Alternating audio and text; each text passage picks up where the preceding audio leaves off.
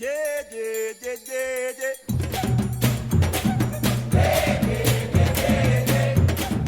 La Panacée, une émission qui vous veut du bien.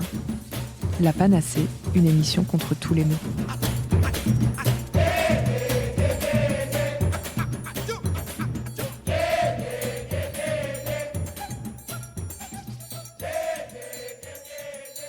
Bonjour à tous, bonjour Siam, et bienvenue dans cette nouvelle émission de La Panacée, une émission qui vous veut du bien. Certains d'entre vous ont peut-être déjà pris des compléments alimentaires, des complexes de vitamines ou simplement fait des cures prometteuses. Pourtant, bien qu'en vente libre, certaines interactions sont incohérentes, sauf pour le marketing, et d'autres sont imprudentes. Alors parlons-en. Yeah, yeah, yeah, yeah, yeah.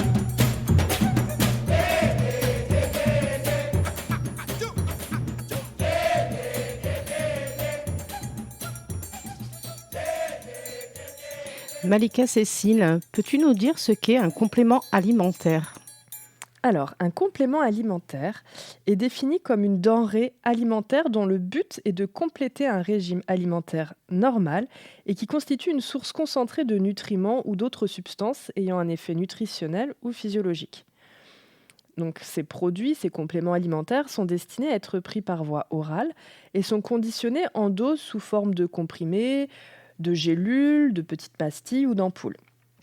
Malgré ce conditionnement, qui peut ressembler à ce qu'on peut trouver en pharmacie pour d'autres traitements, il ne s'agit en aucun cas de médicaments.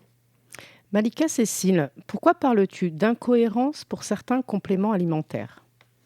Alors, pour m'être penchée sur la question, on trouve vraiment de tout sur le marché et de qualité très variable.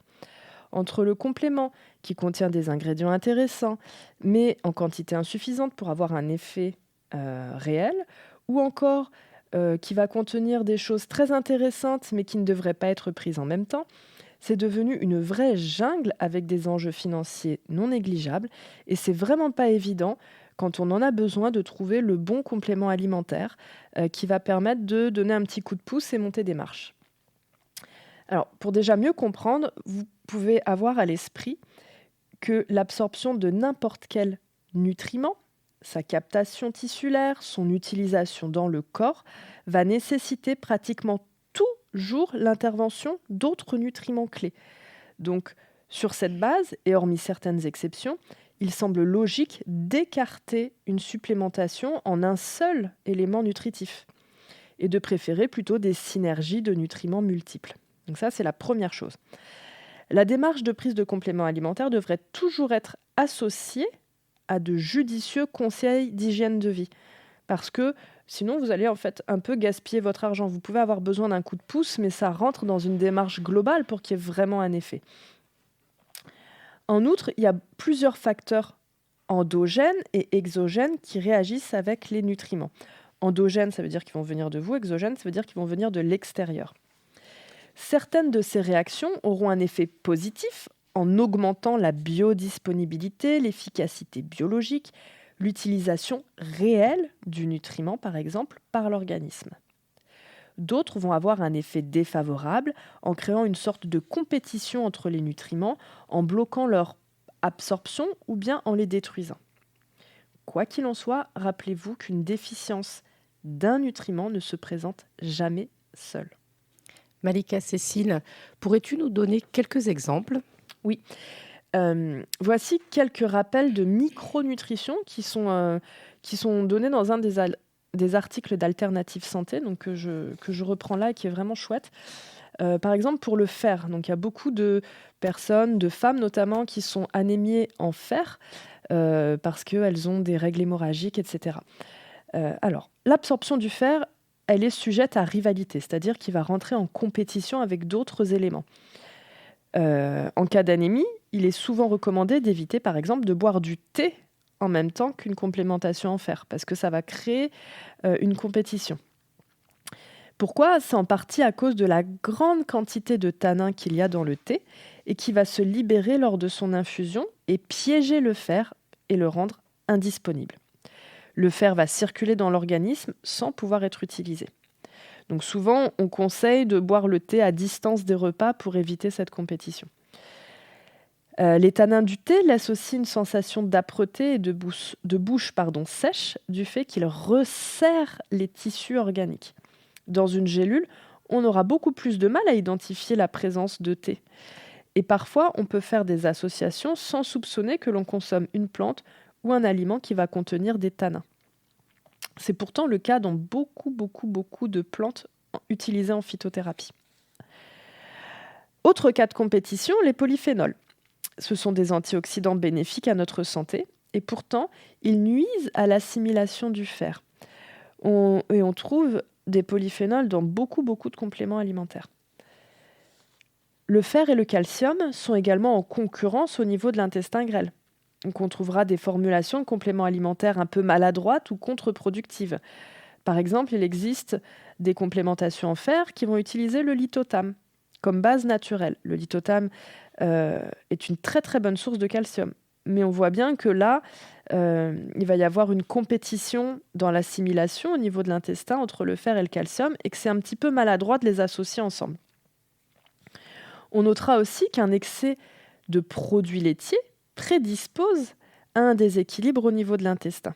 Et ceci peut diminuer l'assimilation du fer au profit du calcium et encourager une flore bactérienne qui va être un peu voleuse de nutriments. D'ailleurs, un excès de calcium nuit aussi à la synthèse de la vitamine K, qui est nécessaire à la bonne coagulation du sang et à un tissu osseux de qualité. Donc vous voyez, tout ça est assez complexe. Et donc, il faut vraiment avoir un niveau de connaissance qui est quand même assez pointu pour pouvoir faire un peu la part des choses dans tous ces compléments alimentaires. Il y a quand même la vitamine C, donc l'acide ascorbique, qui est l'une des rares vitamines qu'on peut prendre seule, même synthétique. Elle reste bien utilisée par le corps, donc c'est un peu l'exception.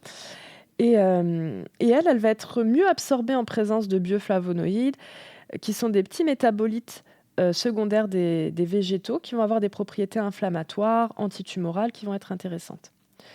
Par contre, la vitamine C peut être mal absorbée lorsqu'il y a un déséquilibre avec le fer. Donc voilà, mais en même temps, elle permet une bonne absorption du fer. Donc là, il y a une espèce de compétition qui est défavorable pour la vitamine C, mais favorable pour le fer. Et aussi, il faut savoir que les suppléments d'enzymes pancréatiques ne doivent pas être pris, par exemple, en même temps que de l'acide folique, donc la vitamine B9, car ils peuvent se plier pour former des complexes insolubles et inhiber l'absorption. Donc voilà, il y a vraiment plein de petites choses à savoir, donc n'hésitez pas à vous faire conseiller. Malika Cécile, quel est vraiment l'intérêt de prendre des compléments alimentaires ? Et oui, c'est une bonne question. Pourquoi avoir besoin de tous ces petits compléments alimentaires ? On pourrait même croire qu'on est malade des fois quand on en prend et qu'on fait des cures. Tout d'abord, moi j'aimerais bien préciser que effectivement, je prône avant tout un mode de vie sain et constructif, de privilégier une alimentation nutritive, énergisante, qui est adaptée à nos besoins et qui devrait, dans un monde en équilibre, suffire à nourrir notre bon état de santé. Mais gardez à l'esprit que manger ne signifie pas se remplir, c'est déjà un premier pas. C'est un moment particulier lorsque l'on s'alimente. On va nourrir notre corps, notre vie, notre énergie. Le choix et la qualité des aliments, la manière dont on va les préparer, l'état d'esprit dans lequel on va les consommer, ça va influencer énormément la quantité de nutriments et notre capacité à les absorber, à les utiliser. Donc ça, c'est vraiment déjà une base qu'on devrait... moi, en tout cas, que j'encourage tout le monde à mettre en place.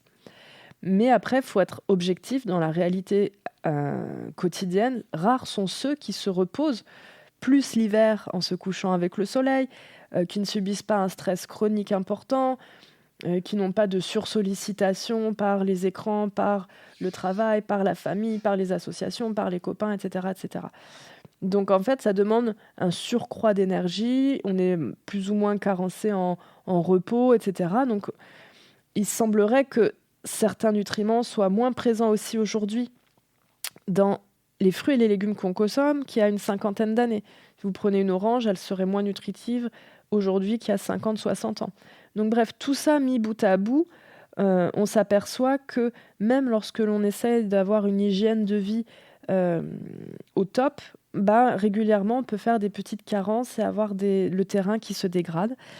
Et donc, pour monter quelques marches rapidement, sans trop de contraintes supplémentaires au quotidien, parfois les compléments alimentaires vont être utiles et faciles. Donc, ça permet d'aller mieux, de se sentir mieux et d'amener des corrections rapides. Autre point, comme je le rappelais tout à l'heure, les compléments alimentaires ne sont pas des médicaments. Pour ceux qui sont à base de nutriments, ils vont avoir un mode d'action bien différent. Par exemple, contrairement aux médicaments, les nutriments, vitamines, minéraux, antioxydants, acides gras, etc., vont agir selon un principe biochimique d'une façon sélective sur les processus du corps. Qu'est-ce que ça veut dire ? Ça veut dire que le nutriment, il va agir d'une certaine façon, mais uniquement s'il y a un besoin, une nécessité. Si le corps n'en a pas besoin, ça va être évacué. Alors qu'un médicament, lui, il va toujours agir même si son action n'est plus nécessaire. Donc là, il y a vraiment une différence. Et par rapport à l'action stimulante ou de blocage des médicaments, les nutriments, eux, vont exercer un effet modulateur, équilibré. Et donc, par exemple, quand on prend des oméga 3, la vitamine E et l'ail, tout ça, c'est des éléments qui vont rendre le sang plus fluide, mais uniquement si celui-ci est trop épais. Si votre sang a une constitution de santé normale, c'est pas parce que vous prenez des oméga 3, de l'ail et de la vitamine E que soudain votre sang va être ultra fluide. Non, ça va se moduler. Alors que si vous prenez par exemple un médicament anticoagulant, par exemple à base de coumarine, ça va rendre votre sang plus fluide, même s'il l'était déjà suffisamment. Si vous prenez la vitamine C, elle a une action antioxydante dans les cellules saines, tandis qu'elle agit comme pro-oxydant dans les cellules cancéreuses. Ça veut dire qu'elle augmente la concentration de ce qu'on appelle H2O2, peroxyde d'hydrogène, dans les cellules cancéreuses et ça va entraîner leur dégradation. Donc là, il y a une action sélective par le nutriment. Ça ne va pas agir de façon irréfléchie, entre guillemets, parce qu'il n'y a pas de réflexion avec les nutriments. Il y en a aussi certains qui vont augmenter l'activité de la télomérase. Qu'est-ce que c'est ? Ça a un lien direct avec votre ADN. On peut penser au resveratrol, au sélénium, aux oméga 3, mais aussi à l'activité physique, à la réduction du stress. Tout ça va avoir une action sur la télomérase. Et ces éléments ne vont pas exercer d'effet sur la prolifération cellulaire. C'est-à-dire que ce n'est pas parce que vous faites du sport que vous allez avoir une prolifération cellulaire. Par contre, le fait d'être dans une activité physique saine va améliorer la structure de votre ADN. Il présente seulement un effet bénéfique sur les cellules saines sans élever l'activité des cellules cancéreuses. Donc il y a vraiment quelque chose un mode d'action qui est très très différent. Et si vous prenez une complémentation, il convient de tenir compte de divers facteurs. Votre alimentation, votre style de vie, le stress que vous pouvez avoir au quotidien, l'environnement dans lequel vous vivez, les facteurs psychiques, émotionnels.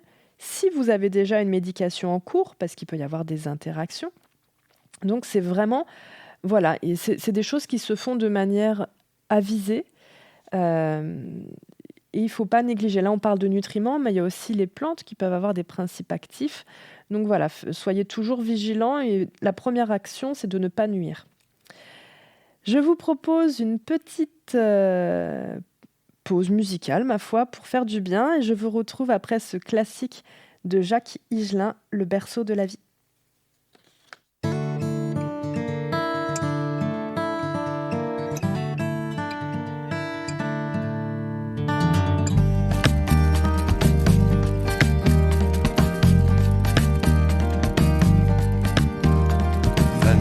Sur 24, tournent les machines qui s'encrassent et se détraquent, se calaminent et souvent tombent en panne. 24 heures sur 24, mon cœur bat.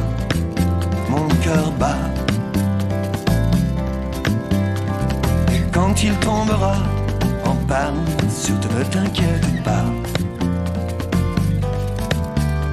car le tien continuera de battre comme le cœur de mes frères, d'amour et de colère, à travers le mien. Oh, oh, baby, la mort est toujours proche, la mort est toujours là. J'ai le cerveau qui résonne comme une vieille cloche failéo. Baby, baby. La mort est toujours proche, la mort est toujours là. Je comprends pas ce qu'on me reproche, ni qui je suis, ni ce que je fous là. Mais, baby, la mort est le berceau de la vie.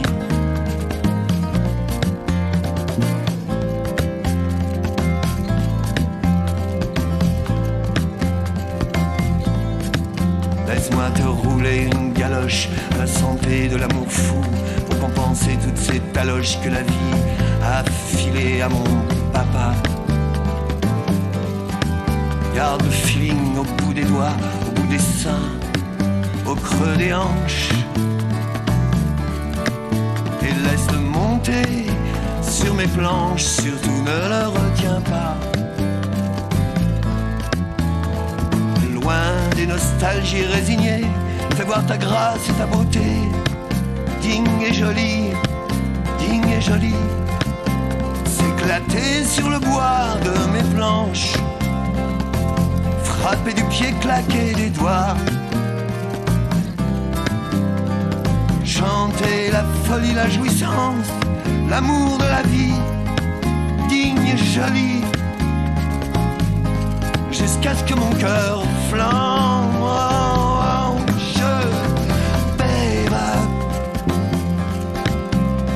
La mort est toujours proche, j'ai des trous plein les poches, et le cerveau qui résonne comme une vieille cloche failéo. Baby, baby. La mort est toujours proche, la mort est toujours là. Je comprends pas ce qu'on me reproche, ni qui je suis, ni ce que je fous là. Mais, baby, la mort est le berceau de la vie. Baby, baby, la mort est le berceau de la vie. Oh, oh, oh, baby, baby. La mort est le berceau de la vie. Fondela, fondela, la, la, la, la, baby. Oh, baby. La mort est le berceau de la vie. Fondela, fondela, oh, baby. Oh, yeah. Baby, oh.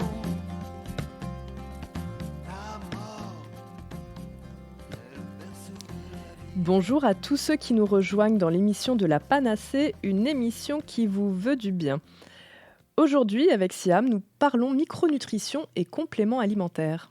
D'ailleurs, Malika Cécile, peux-tu nous en dire un peu plus sur les compléments alimentaires ? Alors, je dirais qu'on peut classer les compléments alimentaires en deux grandes catégories, les synthétiques et les naturels. Les synthétiques, ce sont des molécules fabriquées en laboratoire sur le même modèle qu'une vraie vitamine, même formule chimique, mais pas forcément la même structure dans l'espace, la même géométrie dans l'espace. La synthétique, c'est un peu comme le reflet dans le miroir, on va dire. Et les naturels, ce sont souvent des extraits de végétaux, parfois d'animaux, qui vont être utilisés. On peut prendre le cas, par exemple, de l'orange. Elle ne contient pas seulement de la vitamine C, mais également des fibres, de la vitamine B9 et d'autres antioxydants. Ce qu'on appelle ce totum, la totalité de l'orange, va rendre les versions entre guillemets naturelles plus facilement absorbées et souvent plus efficaces aussi, et préférées par l'organisme. Alors, le saviez-vous ? La mention « produit naturel » est autorisée dès que 10% de la quantité totale de la source est naturelle. Par exemple, l'acérola est dit produit naturel comme source de vitamine C, dès qu'il y a au moins 10% d'acérola dans le petit comprimé. Donc là encore, vous voyez, on peut trouver de tout et de rien. Alors, quelques recommandations. Administrer des doses adaptées. Qu'est-ce que ça veut dire ? Il faut garder le juste milieu. C'est une règle. Chaque nutriment possède une fourchette de dose sûre dans la marge de l'homéostasie, évitant ainsi dans l'organisme des déséquilibres entre les nutriments. Des doses élevées visent plutôt à des objectifs thérapeutiques et nécessitent un avis médical. Donc ça, il faut aussi l'avoir en tête. C'est pas parce que certaines choses sont vendues en vente libre qu'il faut faire n'importe quoi. Administrer les compléments au début du repas. Pourquoi ? Parce que les nutriments accompagnent les repas et agissent en synergie avec leurs composants. C'est-à-dire que, en fait, c'est pas en milieu de journée, alors que vous n'êtes pas en train de manger, que vous êtes censé assimiler des nutriments. Les nutriments, naturellement, vous les assimilez après un repas. Donc c'est pour ça qu'il faut le garder à l'esprit. Et parfois, certaines personnes ont besoin d'améliorer leur fonction gastrique et intestinale pour améliorer l'absorption des nutriments. Parce que s'il y a une dysfonction au niveau de l'estomac ou de l'intestin, peut-être que le complément alimentaire ne sera pas non plus très bien assimilé. Moi, je vous conseille de choisir une forme qui va présenter une bonne biodisponibilité. Par exemple, on trouve sur le marché différentes sortes de magnésium. C'est le glycérophosphate de magnésium, par exemple, qui va être l'une des formes qui va ne jamais amener de diarrhée, ou le bisglycinate ou le malate de magnésium, qui sont des bonnes formes de magnésium. Les autres sont un peu moins bien. Pour l'organisme, le zinc, le citrate de zinc est une bonne forme physiologique. C'est la même qu'on trouve dans le lait maternel, par exemple. On peut avoir aussi le pidolate ou le gluconate de zinc. Ça, ce sont des bonnes formes bien assimilées. Pour le potassium, le bicarbonate ou le citrate vont bien corriger l'acidose chronique. Et c'est souvent associé à du magnésium ou à de la taurine. Donc voilà, en général, prenez durant un repas, ça va vous éviter d'avoir des troubles digestifs ou des nausées derrière. Il y a aussi les formes qu'on appelle liposomales de certains compléments alimentaires, et ça, c'est plutôt intéressant. Ces liposomes sont constitués d'une petite couche de phospholipides qui est présent naturellement dans la membrane de nos cellules. Du coup, ce type de préparation va rendre les nutriments hydrosolubles, stables et liposolubles. Donc du coup, ça va être beaucoup mieux assimilé, ça va permettre leur incorporation plus facilement dans les membranes des cellules et leur délivrance plus facile. Donc double avantage, les formes liposomales sont vraiment intéressantes. Elles sont un peu plus chères, mais quand même vraiment, vraiment chouettes. Après, les produits dans la grande distribution sont peut-être parfois de moins bonne qualité, ça dépend. Il faut vraiment regarder au cas par cas. Je vous conseille des fabricants qui offrent des garanties de fiabilité, de traçabilité, qui ont des labels, des choses où on voit qu'il y a du sérieux. Il faut vraiment se méfier des produits qui sont très très bon marché, parce que il y a sûrement une raison à ça. Et les producteurs locaux sont intéressants parce que vous pouvez discuter avec eux. Ça vous offre aussi, en termes de traçabilité, vous voyez où est produit le complément. Donc là, il y a quand même des choses qui sont chouettes aussi. Et n'oubliez pas que rien ne vaut d'accorder un petit budget à une alimentation de haute qualité et nutritive, et d'y consacrer du temps au quotidien plutôt que de dépenser beaucoup d'argent dans des compléments alimentaires. Malika Cécile, peux-tu nous dire s'il existe des pratiques nocives ? Oui, il y a des points de vigilance quand même à avoir. Par exemple, j'ai déjà vu en consultation des personnes qui conjuguaient beaucoup de compléments alimentaires avec des médicaments qui étaient censés avoir des interactions ou une action conjuguée. Donc là, il y a vraiment une prise de risque. Il y a des choses, des fois, soit on prend des plantes, soit on prend le médicament, mais on ne peut pas associer les deux parce qu'il va y avoir des interactions ou des contre-indications. Typiquement, le millepertuis avec certains antidépresseurs, ça ne fait pas bon ménage. Ou la consommation de plantes, alors vous voyez peut-être souvent sur des compléments alimentaires 5-HTP, donc 5-hydroxytryptophane. Donc ça fait mauvais ménage aussi avec la prise d'antidépresseurs qui vont inhiber la recapture de la sérotonine. donc séroplex, etc. Donc ça marche pas bien. Pourquoi ? Parce que ça va augmenter le risque de développer un syndrome sérotinergique. Qu'est-ce que c'est ? Du coup, il va y avoir un excès de neuromédiateurs dans l'organisme et ça va créer des spasmes très très forts, très intenses pour la personne. Donc c'est plutôt inconfortable. Et donc dans les 5 HTP, il y a tout ce qui est safran ou griffonia. Griffonia, vous pouvez voir ce nom-là. Il faut faire attention par rapport à ça. Le pamplemousse aussi, ou son jus, est très connu pour avoir des interactions dangereuses avec des médicaments. Il y en a 43 qui sont recensés, vous les trouvez sur le site du ministère. Donc attention, si vous avez des traitements au long cours chroniques, il faut être vigilant par rapport au pamplemousse parce que ça va avoir un effet inhibiteur enzymatique. Ça veut dire quoi ? Ça veut dire que ça va empêcher le foie de transformer les médicaments et de les utiliser correctement. Donc soit il va y avoir une accumulation et un surdosage, donc ça peut être dangereux, soit ça va bloquer l'effet du médicament et ça peut être aussi dangereux selon les cas. Donc là, toute la liste est disponible sur le site du ministère. Donc si vous êtes concerné, n'hésitez pas à vous renseigner ou à demander à votre médecin. Pareil, le cas de la vitamine D. Une supplémentation en vitamine D, ça peut s'accompagner d'un risque de calcification vasculaire chez certaines personnes.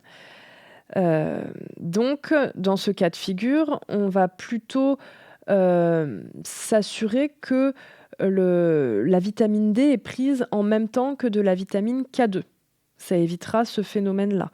Donc les personnes à risque, peut-être plutôt prendre des complexes vitamine D3, K2 que vitamine D3 tout court.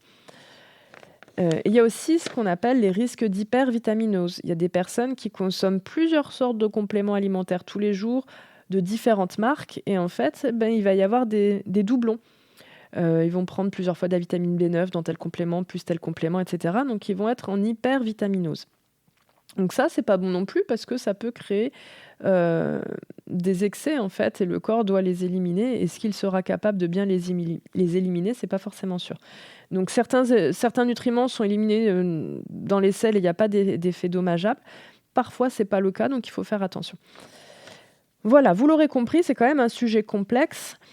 Donc même si c'est en vente libre et en automédication, etc., soyez vigilants. Privilégiez un mode de vie sain et le plus naturel possible. Et si vous avez tiré un peu sur la corde, reçu une chirurgie, que vous avez besoin d'un temps pour mettre les choses en place pour améliorer votre mode de vie, un usage avisé de compléments alimentaires de qualité, ça pourra vous être favorable. Voilà, c'était l'émission de la Panacée. Je vous dis à très bientôt avec Siam. C'était Malika Cécile pour Radio Escapade.